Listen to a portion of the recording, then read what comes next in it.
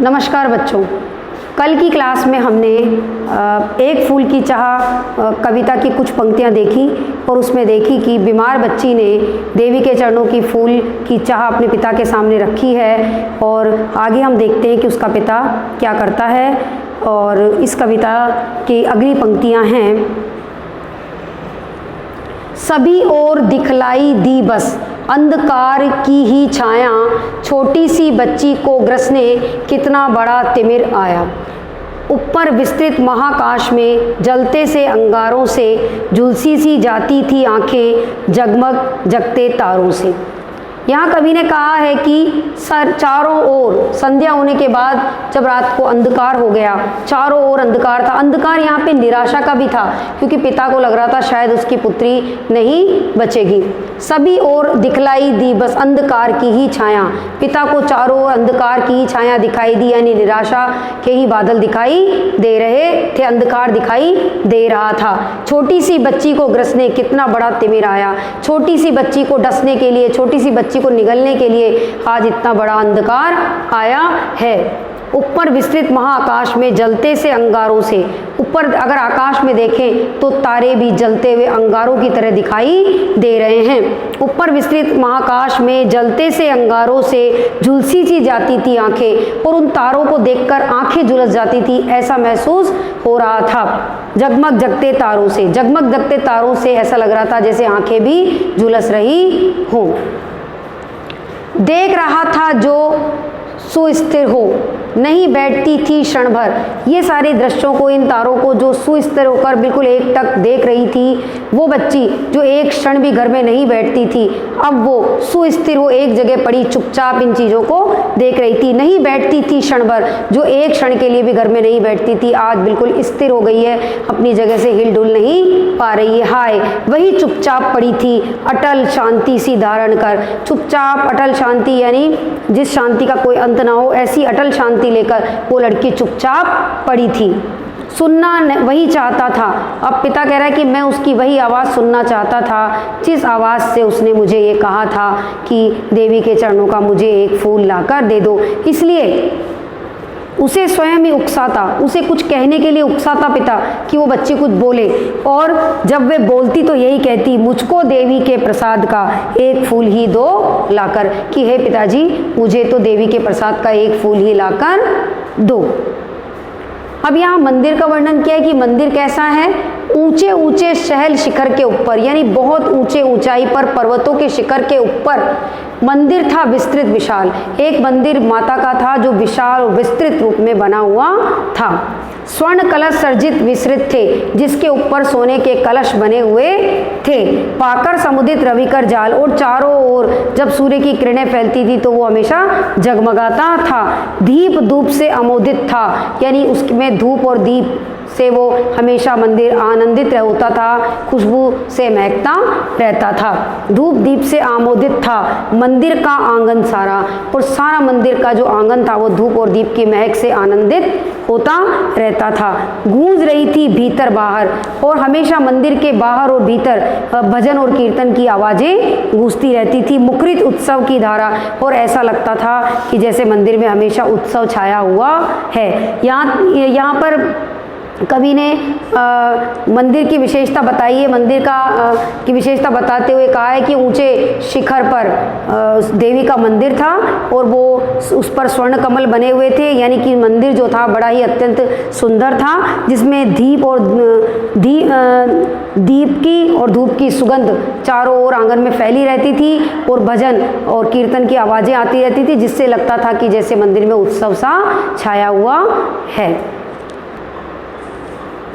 अगली पंक्तियों में कहा गया है कि भक्त वृंद मृदु मधुर कंठ से गाते थे सभक्ति मृद में, पतित तारिणी पाप हारिणी माता तेरी जय जय जय।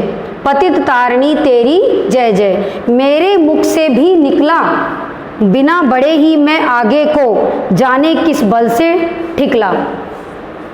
यहाँ पर कवि ने यहाँ पर बताया है कि जो सुखिया के पिता थे उन्होंने जब मंदिर का वर्णन किया है उसमें दिखा है कि चारों ओर जब मंदिर में वो गए तो भक्त वृंद जो थे मधुर मधुर स्वरों में अपनी भक्ति के माध्यम से माता के गीत गा रहे थे और माता को बता रहे थे कि हे माता, तुम पतित तारिणी हो, यानी गरीबों और दुखियों के दुखों को तारती हो, आप पापों को हरती हो, तुम्हारी जय जय हो। हे पतित तारिणी माता, तुम्हारी जय जय हो।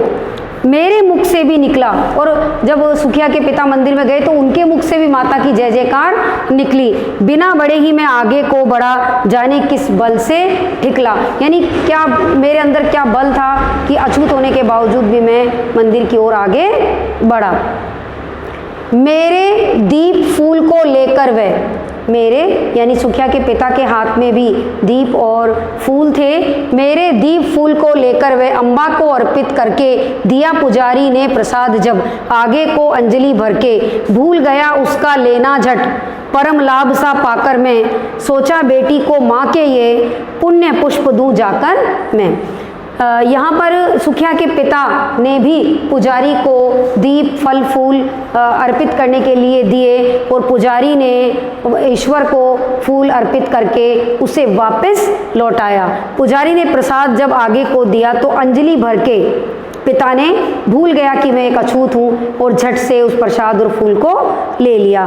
पाकर मन ही मन सोचा अल्लाह कि इससे मैं शायद मुझे लाभ होगा, और सोचा बेटी को माँ के ये फूल दूंगा तो शायद वो ठीक हो जाएगी, पुण्य पुष्प दूं जाकर मैं बेटी को, ऐसा उसने सोचा। तो यहाँ पर पुजारी से जब प्रसाद लेकर वो खुश होकर जाना चाहता था और अपनी बेटी को वो पुष्प देकर उसे अच्छा करना चाहता था। सिंहपोर तक भी आंगन से, अभी प्रसाद लेकर मंदिर के आंगन से बाहर के सिंहपोल यानी बाहरी गेट तक भी वो नहीं पहुंच पाया था। सिंहपोल तक यानी बाहर के गेट तक भी नहीं पहुंच पाया था। सहसा अचानक ये सुन पड़ा कि, अचानक उसके कानों में ये सुनाई दिया, कैसे, किसी ने कहा कि कैसे ये अछूत भीतर आया। अचानक से उसके कानों में आवाज गूंजी, किसी ने कहा कि ये अछूत व्यक्ति कैसे भीतर आया।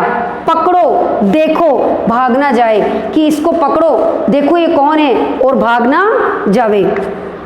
बना धूर्त ये है कैसा, ये कैसा मूर्ख आदमी है जो अंदर अछूत होने के बावजूद भी अंदर मंदिर के आ गया है। साफ स्वच्छ परिधान किए हैं और साफ सुथरे स्वच्छ कपड़े पहने हैं, भले मानुषों के जैसे, एक अच्छे इंसान की तरह, अच्छे आदमी की तरह धुले और साफ सुथरे कपड़े इसने पहने हैं। यहाँ पर देखिए बड़ी विडंबना है कि अछूत होते हुए केवल जाति के आधार पर किसी व्यक्ति को अछूत कहकर उसे मंदिर से निकाला जा रहा है। मंदिर और देवी देवताओं केवल इसी बात के लिए बात कही जाती है कि केवल उनको साफ सुथरे और सही तरीके से उनकी पूजा की जाए, ना कि जाति के आधार पर उनकी पूजा की जाए।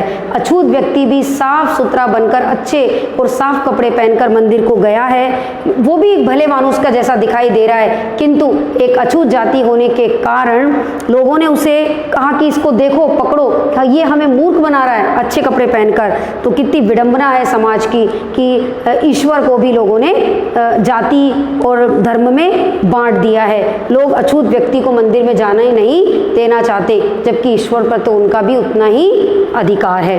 तो बच्चों इस कविता में हमने अब तक देखा कि सुखिया एक फूल की चाह रख रही थी और उसके पिता ने बड़ी ही हिम्मत करके मंदिर में प्रवेश किया, साफ सुथरे और अच्छे कपड़ों में मंदिर में गया, दीप धूप और फूल पुजारी को दिए, पुजारी ने माँ के चरणों में पुष्पों को अर्पित किया और प्रसाद और पुष्प वापस सुखिया के पिता को दिया। किंतु हाय रे विडंबना, वो फूल और प्रसाद शायद ही सुखिया तक पहुँच पाएंगे, क्योंकि ये दुनिया ही ऐसी है जहाँ पर नीची जाति के लोगों को मंदिर में प्रवेश नहीं दिया जाता। तो आज के लिए इतना ही, देखते हैं कि अगली कक्षा में क्या होता है, सुखिया तक फूल पहुंचता है कि नहीं पहुंचता, वो इस महामारी से बचती है या नहीं बचती है। आज के लिए इतना ही, धन्यवाद।